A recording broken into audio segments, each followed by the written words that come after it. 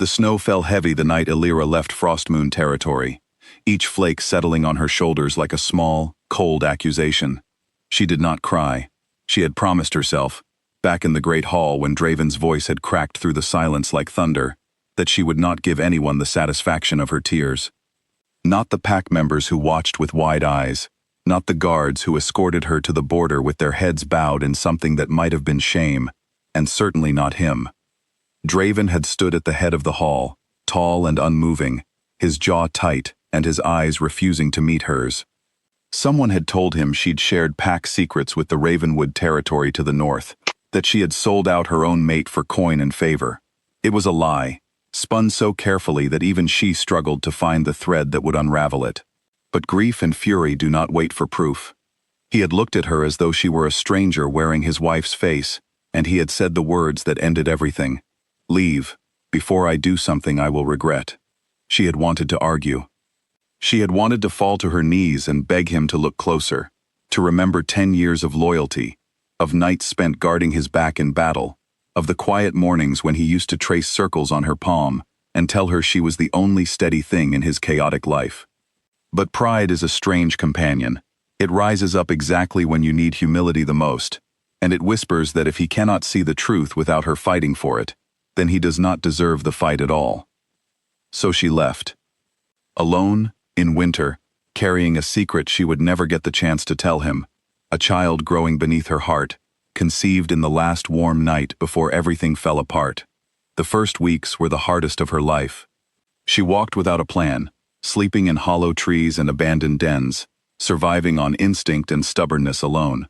She was found half frozen by a small band of wolves near the eastern hills, refugees themselves, remnants of a pack called Ashfall that had lost its alpha to sickness 2 winters before. They had no leader, no order, and barely enough food to survive the season. They almost turned her away, wary of strangers, until an old wolf, named Ferris, looked into her eyes and saw something he recognized.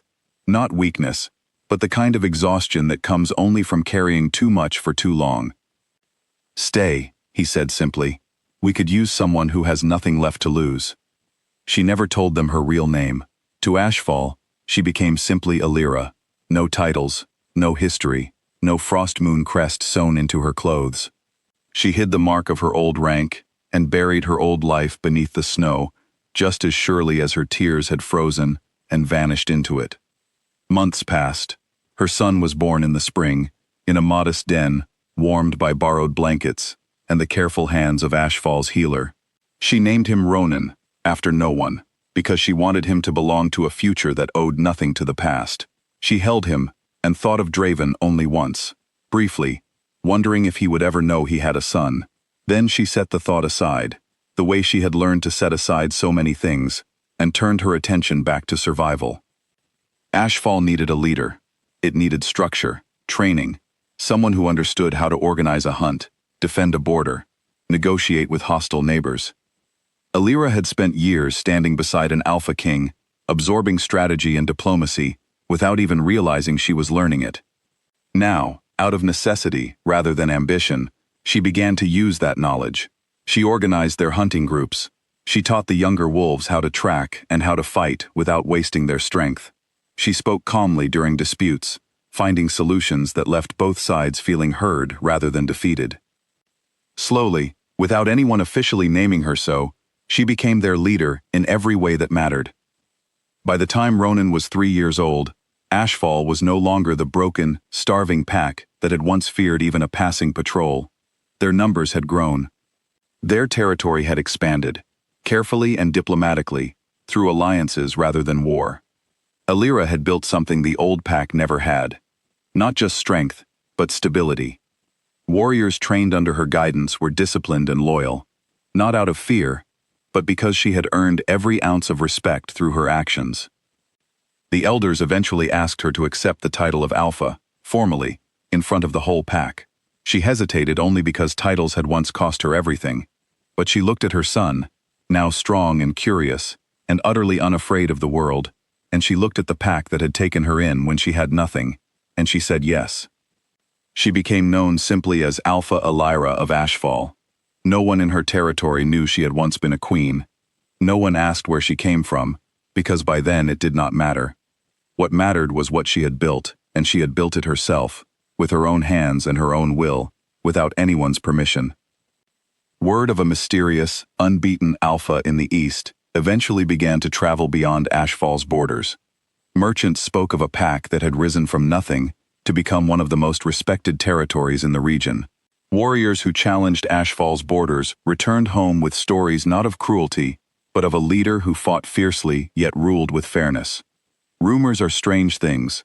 They grow and shift as they travel, but the core of this one stayed remarkably consistent. Ashfall's alpha was strong, wise, and untouchable. Far to the west, in Frostmoon, those rumors eventually reached the ears of the one person who had spent years searching for something he could never quite name. Draven had not been the same since the night he sent Alira away. At first, Fury had kept him company, filling the empty space beside him with something that felt almost like control. But Fury fades, and in its place came silence. Long, hollow nights where he replayed every moment of that final conversation, wondering why he had never once demanded proof before passing judgment. The truth came to him slowly, the way truths often do, in pieces gathered over time rather than in one dramatic revelation. A guard who had grown uneasy with guilt finally admitted, years later, that the message accusing Alira had been forged. Kessia, his beta at the time, had orchestrated the entire scheme, jealous of Alira's influence and desperate to secure more power for herself. When the full truth unraveled, Draven exiled Kessia from Frostmoon without hesitation, but the punishment did nothing to ease the weight sitting on his chest. He had sent away an innocent woman, his mate, in the dead of winter, with nothing but the clothes on her back. He searched for her for years, sending trusted scouts across territories, following faint trails that always seemed to go cold. Some said she had died in the wilderness. Others said she had disappeared entirely, swallowed by the mountains. Draven refused to believe either story, though he had no reason for his certainty beyond the stubborn hope that refused to leave him. It was a traveling merchant of all people, who finally gave him something real to follow. The merchant spoke of Ashfall's alpha with unmistakable admiration, describing a leader with dark hair, sharp instincts, and, the detail that made Draven's breath catch in his throat, a habit of tracing small circles on the table with her fingers whenever she was deep in thought. He left for Ashfall within the week. The journey took nearly a month. Draven traveled with only a small, trusted escort, unwilling to arrive with the weight of an army behind him. He did not want to arrive as a king demanding answers. He wanted, more than anything, the chance to arrive simply as a man hoping for forgiveness he was not certain he deserved. When he finally reached Ashfall's border, what he found stole the breath from his lungs. The territory was thriving. Well-trained warriors patrolled with quiet confidence, nodding respectfully to travelers rather than treating them with suspicion. The land itself looked cared for, cultivated, alive in a way that spoke of years of careful leadership. Children ran freely between the dens, laughing, safe. This was not the desperate, half-starving pack he had imagined finding. This was a kingdom built from nothing, and it radiated strength in every direction. He was led, eventually, to the central hall, where the pack's alpha was said to be holding an audience with visiting traders. Draven stepped through the entrance with his heart hammering harder than it ever had in battle. And there she was. Alira stood at the head of the hall, exactly as Draven remembered, and yet entirely transformed. Her posture was different, steadier, surer, carrying the weight of leadership as naturally as breathing. Her eyes, when they lifted and found his across the room, held none of the fear or desperation of the woman he had once sent away into the snow. Instead, they held something far more devastating, calm recognition, and the quiet certainty of someone who had already guessed exactly why he had come. The room fell silent. Every warrior in the hall shifted, sensing the tension radiating from their alpha, ready to defend her at the smallest signal. But Alira raised a single hand, and the room stilled instantly, proof of the absolute trust her pack placed in her judgment. "Draven," she said, and his name in her voice, after all those years, nearly broke something open in his chest. "I wondered when you would find your way here." "You knew," he said quietly. "You knew I would come looking. I knew you would eventually learn the truth, she corrected. Whether you would come looking was never something I could count on. He crossed the hall slowly, aware of every eye watching him, aware that he was no longer standing in his own territory, where his word was absolute law. Here, he was simply a visitor, standing before a leader who had built her power without any help from him. I was wrong, he said, the words rough and unpolished, nothing like the practiced speeches he usually gave. I should have demanded proof. I should have trusted you over a stranger's lie. I have spent years searching for a way to make this right, and I do not know if such a way exists.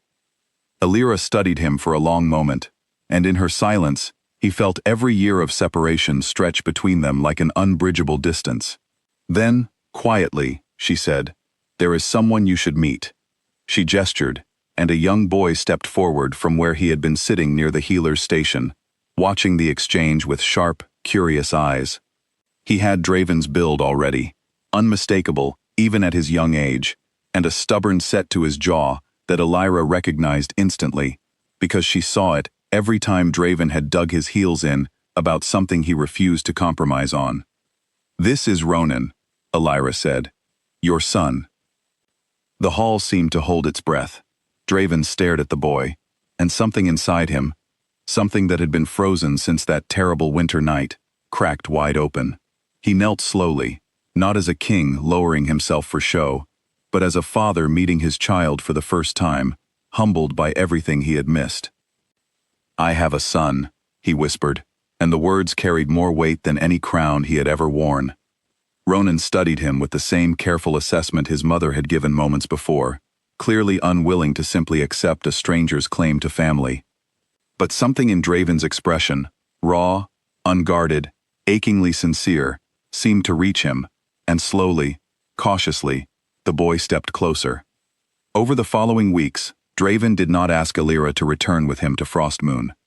He understood, with a clarity that had taken him far too long to find, that she owed him nothing, least of all the sacrifice of everything she had built. Instead, he stayed in Ashfall, learning her territory, watching her lead with a skill that humbled him daily, and slowly, patiently, rebuilding a bond that could not simply be forced back into place by apology alone. He proved himself not through grand declarations, but through small, consistent actions. He listened when she spoke in counsel, rather than assuming his opinion carried more weight. He supported her decisions, rather than trying to override them. He spent time with Ronan without ever trying to claim authority over the life Alira had built for their son. Slowly, the distance between them began to close, not because Draven demanded it, but because he earned it, day by patient day. When the two packs eventually formed an alliance, it was not framed as Ashfall being absorbed into Frostmoon's power. It was framed exactly as it was, two strong territories choosing to stand together, each maintaining its own leadership, its own identity, its own hard-won strength. Alira never gave up her crown. She ruled Ashfall as its alpha, respected and unchallenged.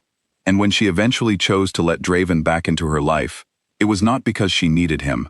It was because, after everything, she wanted him there, not as her savior, but as her equal. Standing together on the border between their two territories one quiet evening, watching their son chase fireflies through the tall grass, Alira finally allowed herself to acknowledge what she had refused to feel for years, relief, and something gentler beneath it, something that had survived exile, hardship, and years of silence. "I built all of this without you," she said softly, not as an accusation, but simply as truth. "I know," Draven answered, "and that is exactly why I will spend the rest of my life making sure you never regret letting me stand beside you again." She did not answer with words. She simply reached out and took his hand, and for the first time since that cold winter night so many years ago, the silence between them felt like peace instead of loss.